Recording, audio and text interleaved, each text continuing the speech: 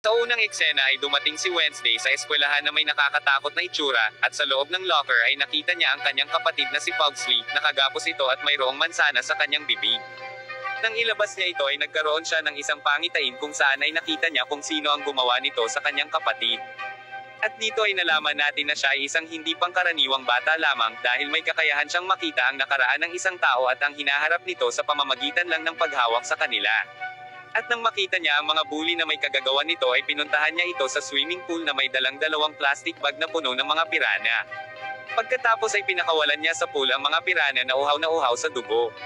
At habang lumalangoy ang mga bully para sa kanilang buhay ay nilinaw ni Wednesday na walang pwedeng gumalaw sa kanyang kapatid maliban sa kanya. At sa sumunod na eksena ay makikilala naman natin ang kanyang mga magulang na sina Morticia at Gomez. Sawang-sawa na sila sa kalokohan ni Wednesday kaya't kinailangan nilang magdesisyon na dalhin ito sa Nevermore Academy. At ang lahat ng mga nag-aaral sa eskwelahang ito ay mayroong mga supernatural ability, kung saan ay tinuturuan sila dito kung paano kontrolin ito. Alumni din dito si Morticia at Gomez, ibig sabihin na mayroon din silang mga superpower. Samantala ay isang hiker naman ang pumasok ng mag-isa sa kakahuyan na malapit sa Nevermore Academy. At sa kasamaang palad ay bigla siyang inatake ng isang hindi makitang nilalang at pinatay siya nito. Nakita ng mga pulis ang pinutol-putol na katawan kaya't nagsimula silang mag-imbestiga sa buong lugar at maraming beses na din palang nangyari ang ganitong malagim na pagpatay. Nakarating na si Wednesday sa academy at nakilala niya ang principal na si Larissa Wims at ipinakilala siya nito sa kanyang roommate na si Enid na kabaligtaran ni Wednesday. Si Enid ay isang down-to-earth na batang babae na mayroong makulay na kwarto habang si Wednesday naman ay gustong-gusto ang kulay na itim.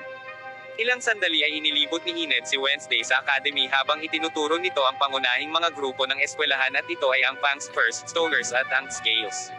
Ang Fangs ay mga vampira, First ay mga werewolf, Stoners ay mga gorgon na mayroong mga ahas sa kanilang mga ulo at ang Scales ay mga sirena na mayroong kakayahang manipulahin ang mga tao. Ipinakita din ni Enid sa kanya ang mga pinakasikat na mga babae sa eskwelahan. Si Bianca na isang gorgeous siren at ang boyfriend nito na si Xavier na isang death artist na kayang gawing makatotohanan ang kanyang drawing. At habang papaalis ang kotse ng Adams family ay pinakawalan ni Gomez ang isang pinutol na may buhay na kamay na magbabantay kay Wednesday. Kinabukasan ay sumali si Wednesday sa fencing class kung saan ay nakipaglaban siya kay Bianca. Pagkatapos ng paglalaban ay nagkaroon sila ng equal points kaya't nagpasya sila na tanggalin ang kanilang mga maskara at maglaban hanggang sa kung sino ang unang masusugatan. Ilang sandali matapos ang kanilang matinding paglalaban ay nagwagi si Bianca na malaslasan niya si Wednesday sa noo. Sa paglabas ni Wednesday sa infirmary matapos gamutin ay muntik na siyang mabagsakan ng isang batong gargoyle at sa kabutihang palad ay nailigtas siya ni Xavier. Nakabalik na sa kanyang kwarto si Wednesday ngunit nagsuspecha siya na parang may nakatingin sa kanya, kaya't hinanap niya ito sa kwarto kung saan ay nakita niya ang kamay na si Ting, nalaman niya na kagagawan pala ito ng kanyang mga magulang. Tinakot niya ito na dapat na maging loyal ito sa kanya dahil kung hindi ay ilalak niya ito sa drawer. Takot na takot si Ting kaya't nangako ito na magiging loyal siya kay Wednesday. Dahil sa piranha prank ni Wednesday ay kailangan niyang gawin ang mandatory therapy sessions kaya't dinala siya ni Principal Larissa sa therapy session sa Jericho, isang maliit na bayan sa labas ng Nevermore. Nakilala niya ang kanyang therapist ngunit wala naman siyang sinabing kahit ano dito, sa halip ay nagpunta ito sa restroom at tumakas ito sa bintana, at sa labas ay nabunggo niya ang isang lalaki, at bigla siyang nagkaroon ng pangitain kung saan ay nakita niya na namatay ang lalaki. Nagpunta si Wednesday sa isang malapit na coffee shop at doon ay nakilala niya ang anak ng pulis na si Tyler na isang barista. Nagkaroon ng problema si Tyler sa espresso machine ngunit agad siyang tinulungan ni Wednesday, biglang may dumating na mga bully at niloko siya ng mga ito. Hindi niya pinansin ang mga bully nung una ngunit nang maubusan ng pasensya ay nilabanan niya ang mga ito at agad na pinabagsak. Ilang sandali ay dumating na ang principal na kasama ang pulis at nakita ng mga ito ang patayan. Pinagalitan siya ng principal sa sasakyan, habang pabalik ng academy ay nakita nila ang isang wasak na kotse sa daan, at ang biktima ay ang nakita niya sa kanyang pangitain kanina. Kinagabihan ay nagpatugtog ito ng isang malagim na tunog sa kanyang cielo sa balcony, at maririnig na umaalulong ang mga asong lobo doon. Ngunit sinabi ni Enid na hindi siya makasali sa mga asong lobo dahil hindi niya kayang magbago ng anyo sa kanyang sarili. Samantala ay biglang lumitaw si Ting sa kwarto ni Tyler at sinabi nito na tawagan niya si Wednesday.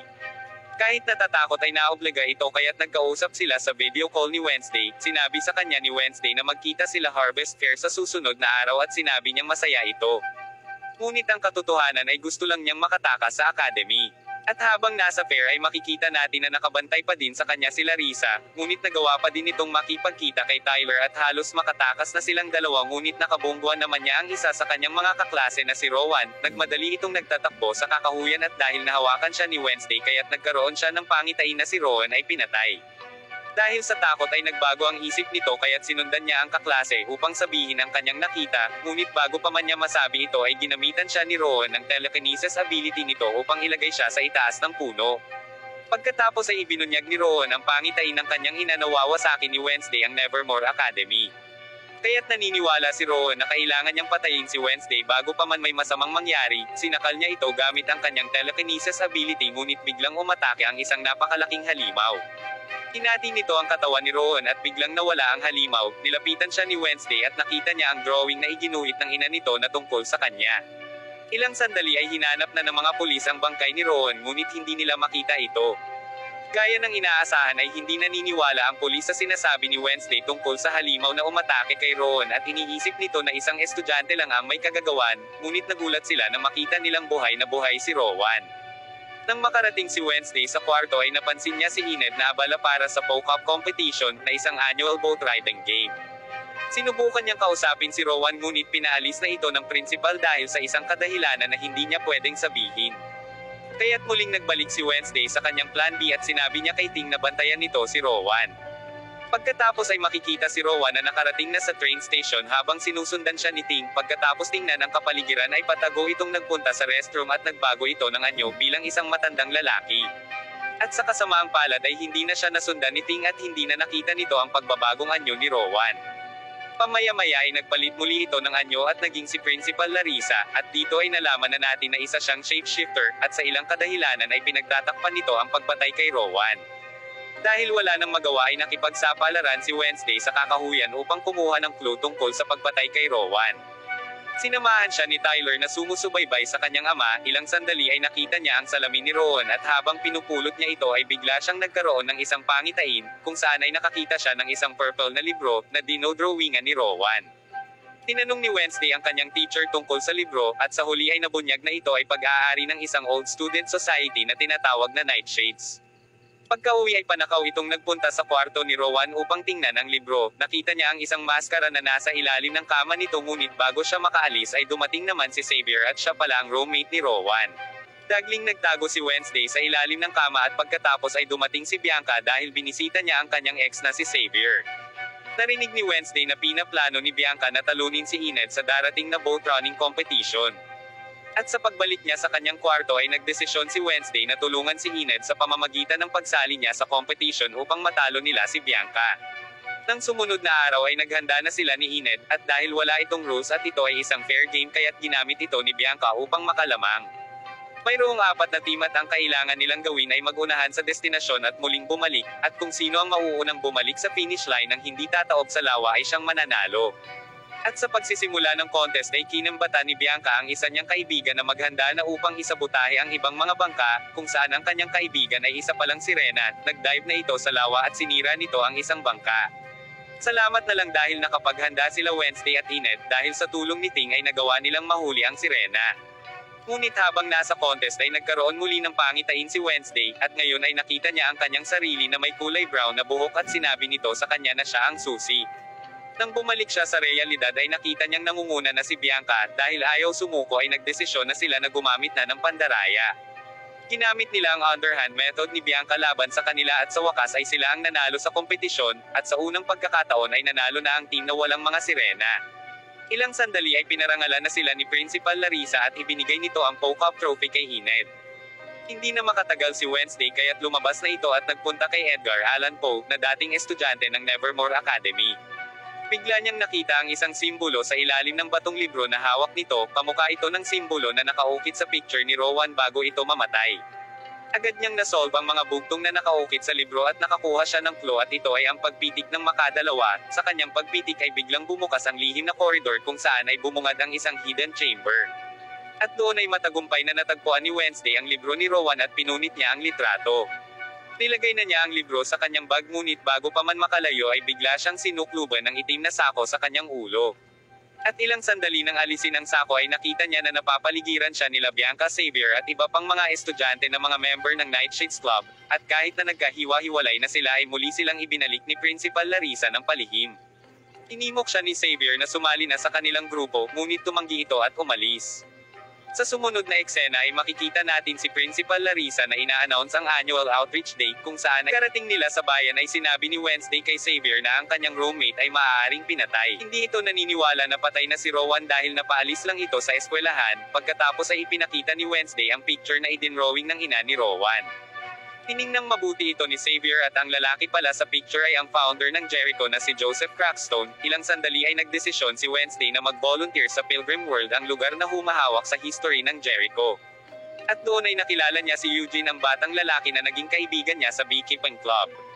Nagkausap silang dalawa at inobserbahan nila ang buong paligid. Nilapitan sila ni Miss Arlene, ang caretaker ng Pilgrim World. Inilibot sila ni Miss Arlene at nagsalita ito tungkol sa iba pang mga beloved artifact ng Joseph Crackstone. Nagtanong pa si Wednesday tungkol sa mga artifact at nalaman niya na mayroong mga original farm tool ang mga ito, mga tableware at ang family chamber pot, at gusto niyang pumunta doon ngunit hindi po pwede dahil nire-renovate ito. At sa halip ay pinapunta sila nito sa Ye Old Fudgery upang magpamigay ng mga fudge at cake sa mga local tourists. Pamaya-maya sa tulong ni Eugene ay palihim silang nagtungo sa chamber ng Crackstone family. Nakita niya ang isang painting ng old meeting house kung saan ay kasama doon ang isang batang babae na nasa kanyang pangitain. Ilang sandali ay nakita din niya doon ang libro na hawak-hawak ng batang babae. Ngunit nang mapansin niya na blanco ang mga page nito ay naisip niya na isa itong fake. Pagkatapos ay dumating si Miss Arlene kaya't nahuli siya nito. Tinanong siya ni Wednesday tungkol sa totoong libro at nag-aalangan itong sinabi na ninakaw ito nung nakaraang buwan. Pamaya-maya ay muling nagkita sila Tyler at Wednesday sa coffee shop at tinanong niya si Tyler tungkol sa Joseph Crackstone. Sinabi nito na kung ano ang naiwan mula sa original meeting house ay nasa labas ng mga kakahuyan at ginagamit ang lugar ng mga meth head bilang isang crash pad. Agad silang nagpunta ni Ting sa mga kakahuyan upang hanapin ang lugar ng Joseph Crackstone. Nakita nila ito kung saan ay nakita nila ang isang matandang lalaki. Sinakal siya ni Ting kaya't nagtatakbo ito palayo.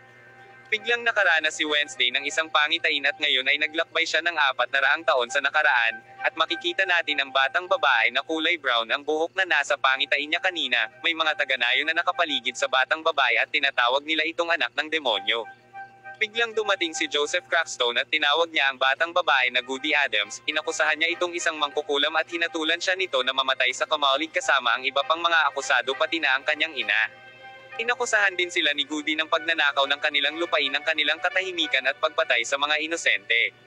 Galit na tiningnan siya ni Joseph at sinunog nito ang kamalig at sinubukang pakawala ni Goody ang kanyang ina ngunit hindi niya magawa, at dahil nawalan na siya ng pag-asa ay tumakas siya sa trapdoor. Samantala ay inobserbahan ni Wednesday ang lahat ng nangyari sa kamalig at nagtatakbo sa kanya si Goody at sinabi nito na hindi titigil si Joseph hanggang sa mapatay silang lahat. At dahil sa nabunyag na ito ay biglang nagising si Wednesday at ipinaliwanag niya ang lahat kay Ting, ngunit bigla nilang nakita ang halimaw na pumatay kay Rowan na nagtatago sa likuran nila kaya't agad na tumakas palayo si Wednesday. Sinundan niya ang mga bakas ng mga paa na unti-unti nang naging bakas ng isang tao, at dito ay lumalabas na isang tao talaga ang halimaw. Pagkatapos ay nagpunta siya kay Xavier at sinabi niya dito ang kanyang nakita. Gusto niyang ipakita ang mga bakas ng paa ngunit nawala ang mga ito nang dahil sa ulan. Kinabukasan ay nagsama-sama ang lahat sa Town Square para sa unveiling ng isang bagong estatwa na dedicated para kay Joseph Crackstone. Tumugtog si Wednesday ng isang instrumental version ng Fleetwood Mac na Don't Stop kasama ang Jericho Marching Band habang ina-announce ni Larissa ang estatwa, at pagkatapos ay nangyari ang isang sakuna ng gawin ni Ting ang ipinag-utos sa kanya ni Wednesday kaya't nasunog ang estatwa, at habang takot na nagtatakbuhan ang lahat ay kumikinang naman ng may paghihiganti ang mga mata ni Wednesday, habang mabilis niyang pinapatugtog ang kanyang cello. Samantala ay pinagsuspetsahan siya ni Principal Larissa na siya ang may kagagawa ng insidenteng iyon, ngunit itinanggi ito ni Wednesday at sa halip na kumprontahin niya ang principal ay hindi niya kinilala ang pagiging racist na nakita niya sa kanyang pangitain sa Jericho. At ng gabing iyon ay inatake ng halimaw ang matandang lalaki na nakita nila kanina at nakuhanan ng kamera nito ang lahat ng nangyari. Ilang sandali pa ay dumating na ang pulis at ang mga kasamahan nito sa gubat kung saan ay natagpuan nila ang bangkay ng matandang lalaki. Nadiskubre nila ang footage sa kamera nito kung saan ay nakita nila ang muka ng salarin. Matapos i-develop ang mga litrato ay tiningnang mabuti ng pulis ang muka ng killer, at ito ay isang halimaw na dala ng bangungot. Magsimula ang part 3 nang magpunta sila Wednesday at Ting sa Jerica's coroner's office, umaasa si Wednesday na ma-examine ang katawan ng matandang lalaki upang makakuha siya ng mga clue. Ni-record niya ang kanyang mga findings ngunit biglang dumating ang pulis at ang coroner sa opisina kaya't agad na nagtago si Wednesday. Pinag-usapan ng dalawa ang tungkol sa kaso at ipinakita ng coroner ang putol na paa ng matandang lalaki. Pagkaalis ng pulis ay nakita ng coroner na bukas ang isang pinto ng mortuary shelf. Nakita niya si Wednesday sa loob nito ngunit dahil magaling magkunwaring patay si Wednesday ay hindi na nagsuspecha ang coroner. Samantala sa klase ni Miss Thornhill ay nagbubulungan ang lahat tungkol sa paparating na rave and dance. Sinabi ni Xavier kay Wednesday ang tungkol dito ngunit umiwas ito ng tingin sa kanya. Pagkatapos ay nag-ikot-ikot siya sa misteryosong art studio ni Xavier at doon ay nakita niya ang nakatayo sa labas si Xavier. Salamat na lang at hindi ito nagsuspecha ng kahit ano sa kanya at sa halip ay inakala lang nito na baka gusto lang niya magtanong tungkol sa party. Upang itago ang ginawang pagpasok sa studio ay tinanong niya si Xavier na samahan siya nitong magsayaw at pumayag naman ito. Pagkatapos ay dinala niya sa pulis ang isang sketch ni Xavier, at kamukha ito ng litrato na natagpuan ng pulis sa bangkay ng matandang lalaki. Agad na pumayag ang pulis na makikipagtulungan siya kay Wednesday kung makapagbibigay ito ng matibay na ebidensya. Samantala ay nagpunta si Enid kay Lucas sa coffee shop. Si Lucas ay isang anak ng mayor at isang bully at inaya nito si Enid sa rave and dance at agad na pumayag naman si Enid. Nagpunta naman si Wednesday kay Tyler na may gusto sa kanya at gusto siyang isayaw ni Tyler sa party ngunit sinabi ni Wednesday na mayroon siyang kailangan gawin kaya't nasaktan si Tyler. Pagkatapos ay ipinakita ni Wednesday kay Eugene ang mga sketch ni Xavier kung saan ay nakita ni Eugene ang kuweba sa litrato at dinala siya nito doon. Sinabi ni Eugene na nakita niya ito nang maghanap siya ng mga bubuyog. At doon ay nakita nila ang isang claw lodge na nakasabit sa loob ng kuweba. Bumalik na si Wednesday sa art studio ni Xavier upang makakita ng ebidensya ng DNA na magmamatch sa claw lodge. Nakakita siya ng basahan na puro dugo at inilagay niya ito sa kanyang bag, ngunit bigla siyang nahuli ni Xavier na namumula ang kanyang kamay kaya't naisip nito na may lihim na motibo si Wednesday. Tinanong siya ni Wednesday kung siya ba ang halimaw ngunit ipinaliwanag ni Xavier na palaging nagpapakita ang nilalang na ito sa kanyang panaginip kaya't inisketch niya ito sa papel. At sa kasamaang palad ay nabuhay ang halimaw at sinugatan nito ang leeg ni Xavier, at nang mapagtanto niya na niloko siya ni Wednesday kaya't pinalabas niya ito. Pagkatapos ay dinala niya ang dugo, ang basahan at kuko sa pulis at pinatest niya ang mga ito. Samantala ay maingat na nagtatype si Ting sa typewriter ni Wednesday at inilaglag niya ito sa coffee shop upang mabasa ni Tyler. At sa rave and dance night habang nagsisidatingan ang mga estudyante na suot ang mga naggagandahang mga damit ay nagplano naman si Wednesday na mag-research sa kuweba kasama si Eugene. Ngunit biglang kumatok si Tyler na may dalang bouquet at si Ting pala ang gumawa ng sulat ng paghingi ng tawad kay Tyler upang maisayaw nito sa party si Wednesday. Nagawa din itong makakuha ng isang napakagandang gown. Nagalit si Wednesday kay Ting dahil pala desisyon ito nang hindi niya alam. Ngunit pinatawad niya ito nang makita niya ang nakakamanghang gown, lalong na-attract si Tyler nang makita niyang suot ni Wednesday ang napakagandang damit. Ngunit nabigla naman si Eugene nang malaman niya na biglang nagbago ng plano si Wednesday, at sinigurado ni Wednesday na itutuloy pa din nila ang kanilang investigasyon sa susunod na araw at sinabi nito na huwag siyang pupunta ng mag-isa sa mga kakahuyan, ngunit nagtungo pa ding mag-isa si Eugene.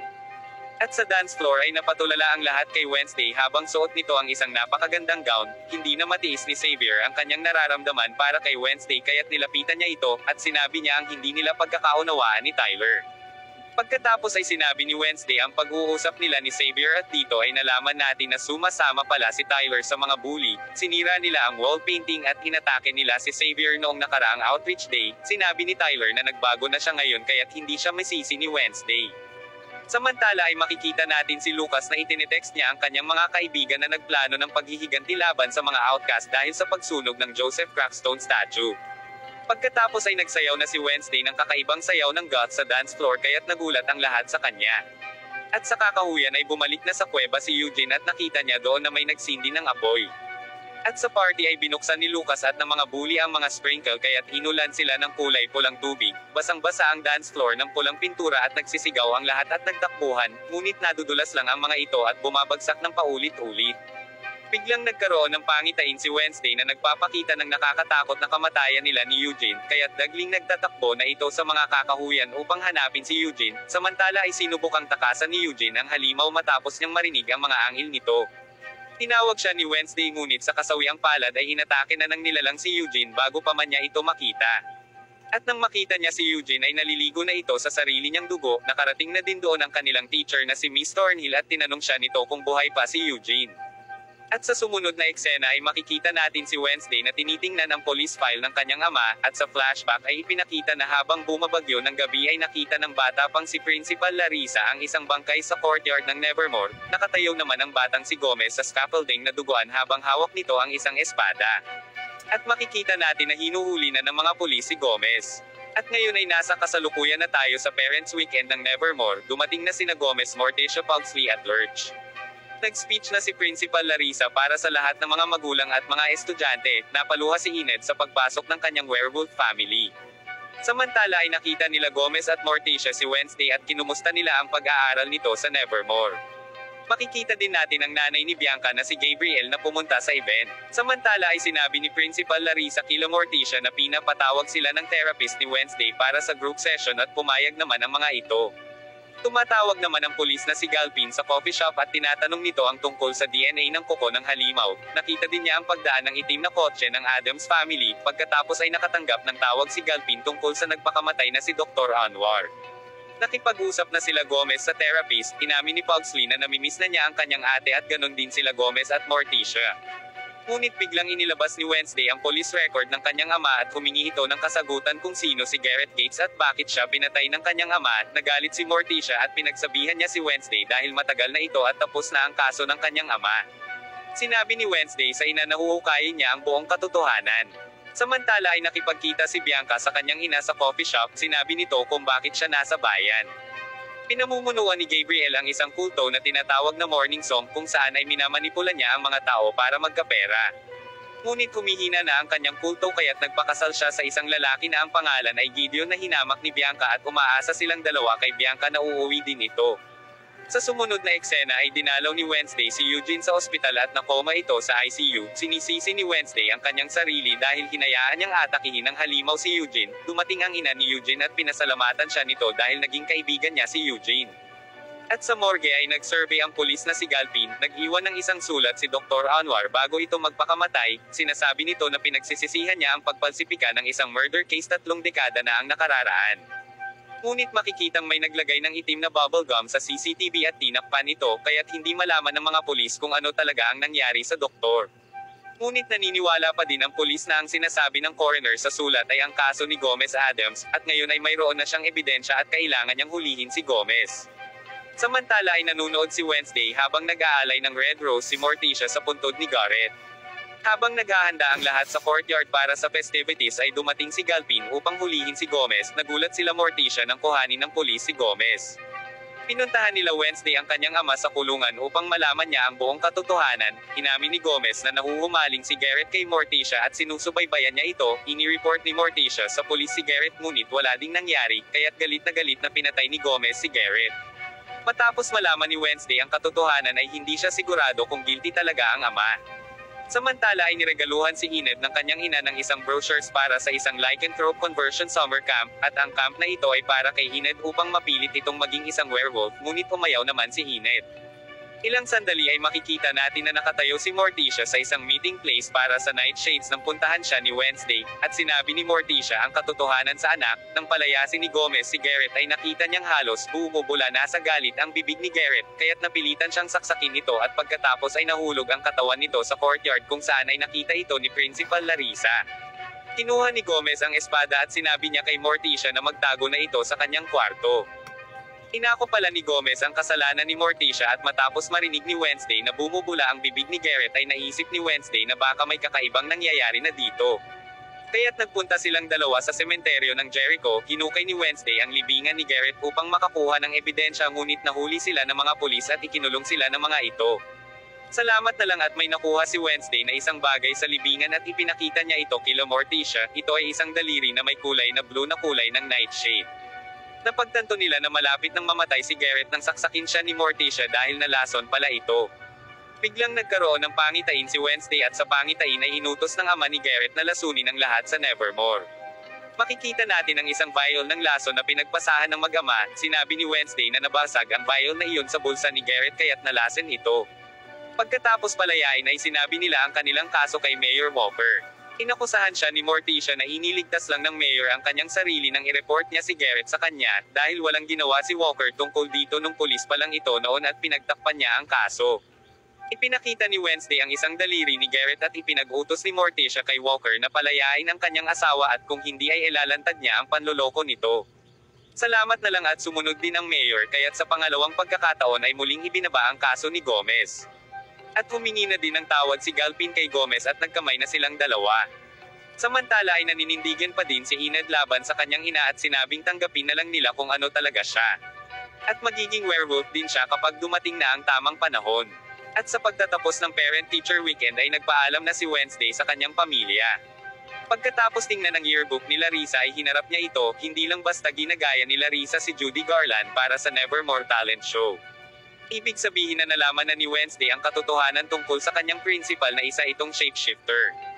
Dahil naging si Rowan siya pagkatapos patayin ito upang mapaniwala ang lahat, sinabi ni Larissa na ginawa lang niya ang kanyang kailangang gawin para maprotektahan ang eskwelahan.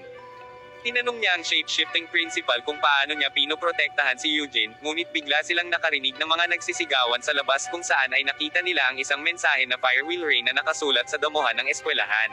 Nagsimula ang part 4 nang magsagawa si Wednesday ng isang ritual upang tawagin ang kanyang ninuno na si Goody Adams, umaasa siya na tutulungan siya nito upang makontrol ang kanyang psychic power.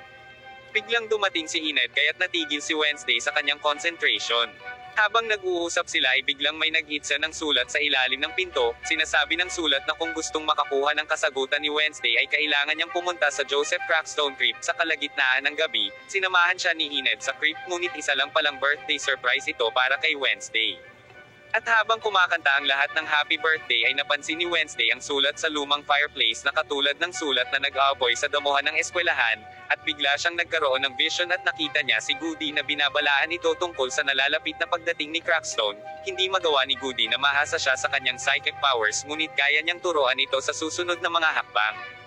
Kailangang siyasatin ni Wednesday ang lumang mansion dahil hawak nito ang lahat ng mga kasagutan na hinahanap niya. Samantala ay pinuntahan ni Principal Larissa si Mayor at hiningan niya ito ng tulong upang hanapin ang may kagagawa ng pagsunog sa damuhan ng eskwelahan. Sinabi ng Mayor na hinahanap na nila kung sino ang nasa likod ng nangyari.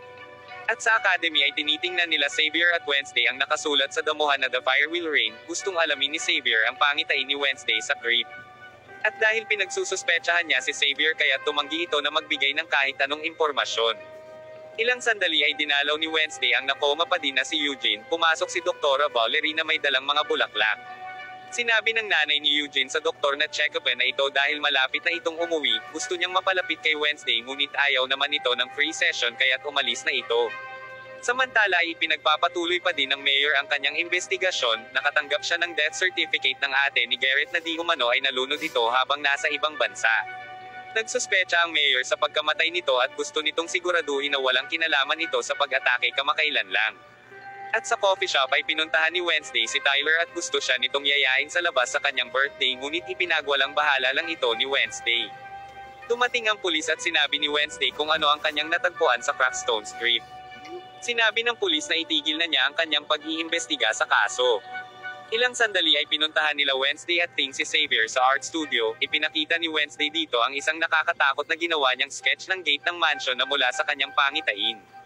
Kinuha din ni Xavier ang drawing na ginawa niya sa kaparehong lugar na nagpapahayag na nagkakaroon na naman siya ng kakaibang panaginip. Ang Gate Mansion na pag-aari ng Gates family, kinabukasan ay pinuntahan ni Wednesday ang mansion at nakita niya na papaalis doon ang mayor. Sumakay sila ni Ting sa likod ng sasakyan ng mayor pagkatapos nilang marinig ang voicemail ng mayor sa pulis. Iniisip ng mayor kung sino ang nasa likod ng mga pag-atake at inaya niya ang pulis na makipagkita ito sa coffee shop. Sumakay na ito at nagtungo papunta sa coffee shop, hindi alam ng mayor na nasa likod sila Wednesday at Ting. At nang makarating sila sa bayan ay isang asul na kadalak ang biglang nakasagasa sa mayor nang tumawid ito, at sa sumunod na pangyayari ay kinuha ng pulis ang isang statement mula kay Wednesday. Sinabi nito na sumakay siya sa likod ng kotse ng mayor upang malaman niya kung ano ang nadiskubre nito sa Gates Mansion. Pagkabalik sa Nevermore ay pinagsabihan siya ng principal na pinapawalang bisa nito ang pribilehiyo niya sa paglabas, at ito ay ang pagpunta niya sa bayan. Kinabukasan ay tinawagan ni Wednesday si Tyler at sinabi niya dito na muli niyang isinasaalang-alang ang pag-aaya nito na makipag-date, pero alam natin na paraan lang ito ni Wednesday upang makalabas siya sa eskwelahan upang may pagpatuloy niya ang kanyang investigasyon. Niloko niya si Enid upang makatakas siya sa eskwelahan at sinundo sila ni Tyler sa labas. Samantala ay kumatok si Xavier sa bintana nila Wednesday at Enid kung saan ay nakita niya si Ting na nasa typewriter at sinabi ni Ting kung saan pumunta sila Wednesday.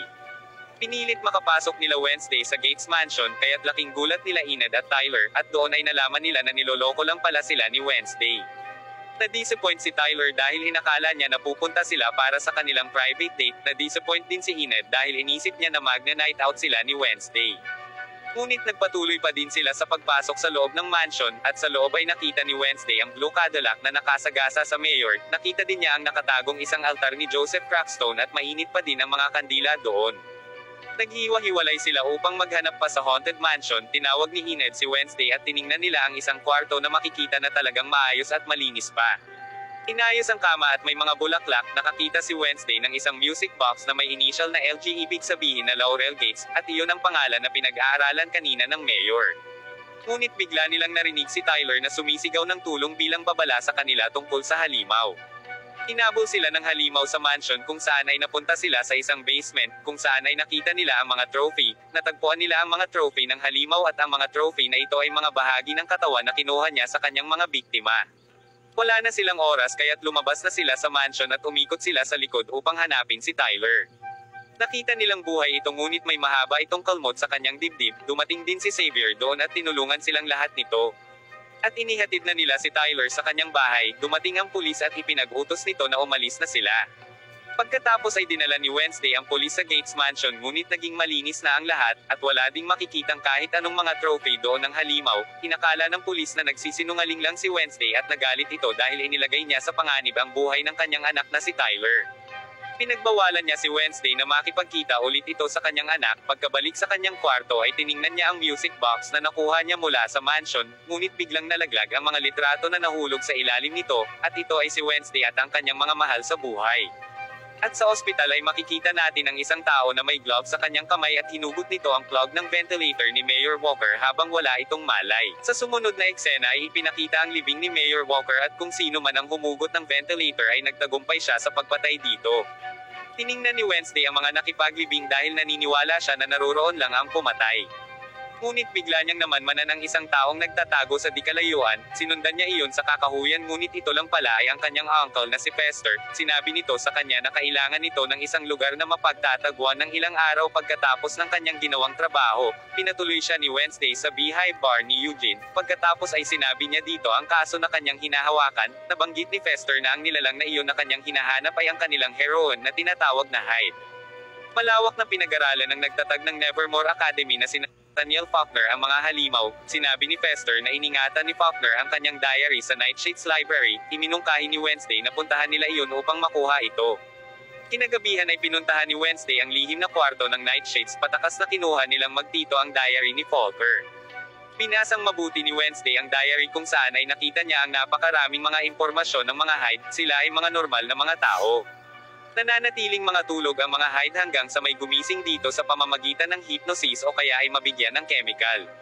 At maaaring pakawalan din ito bilang resulta ng isang trauma. Ang Hyde ay laging nakadikit sa kanyang tagapagpalaya o master.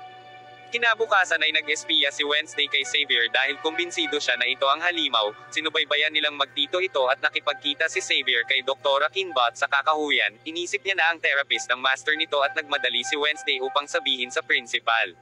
Ngunit pagkarating niya sa principal's office ay nagulat siya nang makita niya ang therapist doon kaya't nagdesisyon siya na huwag na lang sabihin sa principal.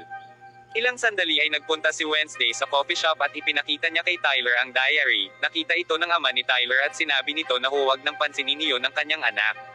Busy ito sa paghahanap kay Fester na tila may kinalaman sa isang pagnanakaw sa bangko. Pagkaalis ng pulis ay inaya ulit ni Tyler ng date si Wednesday at sinabi nito na ayaw niyang makatanggap ng sagot na hindi. Naghanda si Tyler ng isang sweet at romantic date at nag-enjoy naman dito si Wednesday.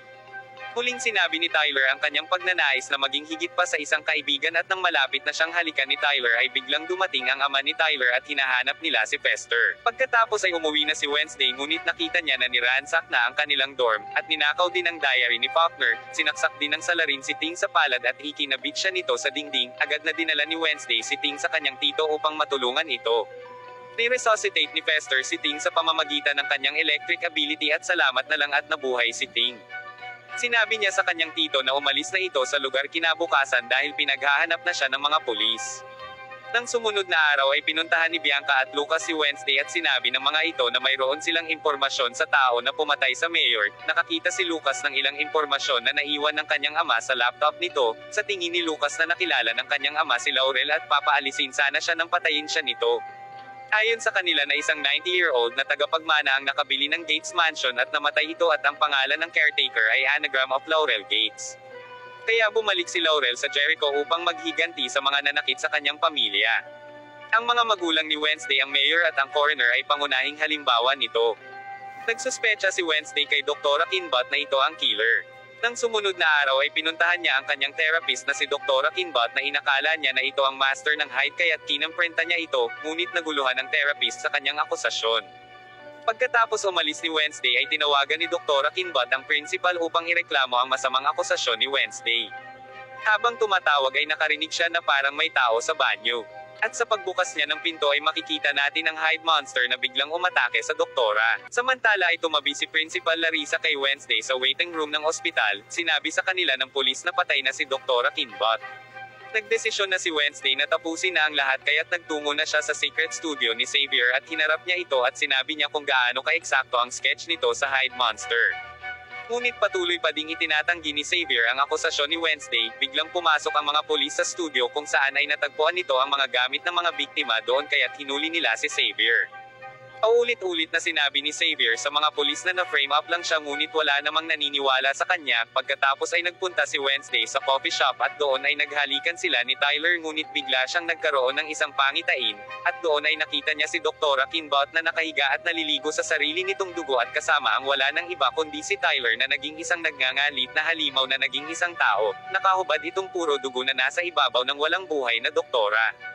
Ibig sabihin na inosente pala si Xavier kaya't nagmadaling lumabas si Wednesday sa coffee shop at hindi makapaniwala sa kanyang nakita. Nagtaka si Tyler kung ano ang nangyari.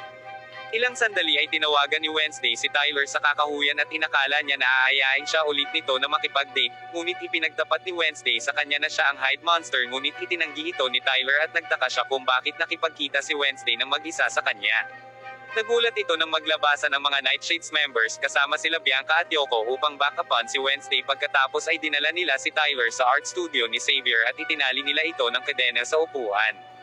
Tinanong siya ni Wednesday at Hyde din pala ang nanay nito at naisip ni Wednesday na nakuha ni Tyler ang genes sa ina. Sinabi ni Tyler na may severe bipolar disorder ang kanyang ina at Hyde din ito na katulad niya. Ngunit pilit pa ding itinatanggi ni Tyler ang lahat, ngunit hindi umubra kay Wednesday ang kanyang mga pakiusap kaya't upang matrigger ay tinorture siya ni Wednesday.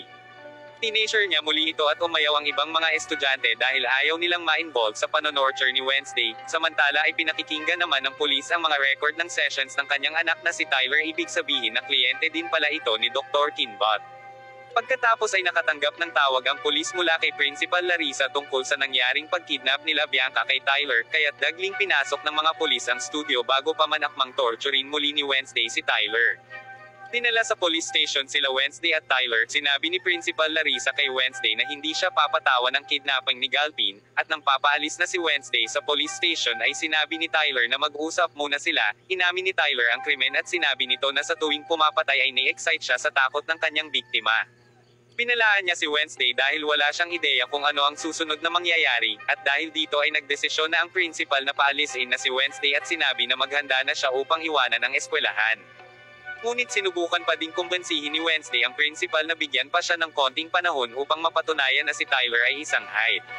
Tumanggi ang principal at sinabing disappointed siya kay Wednesday kung bakit siya nagkaganon. Pagkatapos ay malungkot na nagpaalam na si Wednesday kay Enid. Nagpaalam na din siya kay Bianca at sa Nightshades at binalaan niya din ang mga ito na maghanda para sa susunod na plano ni Tyler. Samantala ay binigyan siya ni Miss Thornhill ng puting oleander bilang regalo nito sa kanya. Bago umalis sa bayan ay pinuntahan niya si Eugene na nagising na mula sa pagkakakomatose. Sinabi niya na sinunog ni Dr. Kinbot ang kuweba ng Hyde at kinontrol niya si Tyler bago siya binalingan nito. Ngunit naalala ni Eugene ang isang tao na may suot na pulang boots noong sunugin ang kuweba kaya't agad na naalala ni Wednesday na si Miss Thornhill lang ang lagi niyang nakikitang nagsusuot ng pulang boots. Pagkabalik sa eskwelahan ay tinapat niya si Miss Thornhill na kilala bilang si Laurel Gates na nasa conservatory.